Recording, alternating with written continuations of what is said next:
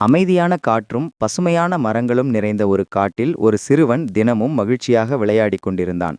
அந்த காடு அவனுக்கு நண்பனாக இருந்தது. பறவைகளின் குரலும் இலைகள் அசையும் ஒளியும் எல்லாம் அவனை அன்போடு வரவேற்றன. ஒரு நாள் அவன் வழக்கம் போல ஒரு நாள் ஓடிக்கொண்டிருந்த போது ஒரு மெதுவான ஒளி அவன் கவனத்தை கவர்ந்தது. செடியின் கீழ் மறைந்து கிடந்த ஒரு மினுமினுக்கும் பொலிவான வட்டப் பொருள் அது. அது சாதாரண கல் இல்லை. அது ஒரு டிராகன் முட்டை. மெதுவாக துடிப்பது போல இருந்த அந்த முட்டை உயிர் கொண்டதைப் போல தனியாக ஒளிர்ந்தது. சிறுவன் அதை கவனமாக கையில் எடுத்தான். முட்டை வெப்பமாக இருந்தது. அன்பு தேடும் ஒரு சிறிய உயிரைப் போல. அதற்குள் இருக்கும் உயிர் வளர தேவையான பாதுகாப்பை இப்புறம் காட்டும் காடு கொடுக்காது என்பதை அவன் உணர்ந்தான். அதனால் அவன் அந்த முட்டையை மெதுவாக பேணி வளர்க்க முடிவு செய்தான். நாட்கள் கடந்து கொண்டிருந்தன. முட்டையை பாதுகாப்பாக வைத்துக்கொள்வதும் வெப்பம் கொடுப்பதும் எந்த பிரச்சனையும் வராதபடி கவனிப்பதும் அவனின் தினசரி பணியாகிவிட்டது.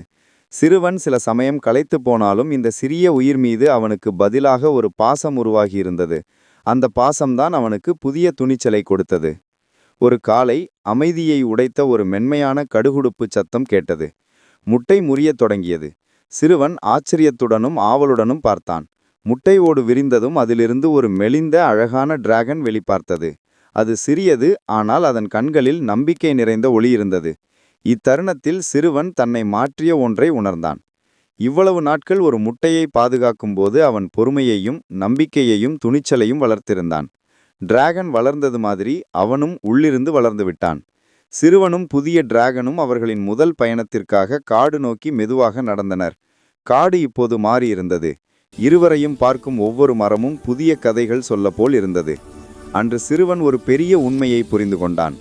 சவால்களை அஞ்சாமல் எதிர்கொண்டால் நம்முள்ளே இருக்கும் வலிமையும் துணிச்சலும் வெளிப்படும்.